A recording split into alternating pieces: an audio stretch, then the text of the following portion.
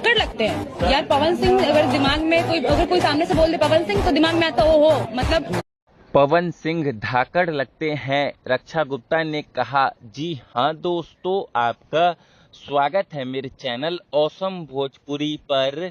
Video को पूरा देखिएगा। वीडियो पसंद आए तो वीडियो को लाइक और चैनल को सब्सक्राइब कीजिएगा। दोस्तों, रक्षा गुप्ता का ये वीडियो फिलहाल सोशल मीडिया पर खूब ज़्यादा वायरल हो रहा है, जिसमें रक्षा गुप्ता पवन सिंह के लिए बोल रही है कि पवन सिंह धाकड़ इंसान लगते हैं। जैसे कि बाइक में बुलेट होता है, वैसे ही कोई पवन सिंह का नाम लेता है तो लगता है कि पवन सिंह धाकड़ इंसान है। दोस्तों, जहां तक मुझे लगता है कि रक्षा गुप्ता का ये वीडियो उनके किसी पुराने इंटरव्यू का क्लिप है, जो कि फिलहाल सोशल मीडिया पर खूब ज़्यादा वायरल चल रहा है।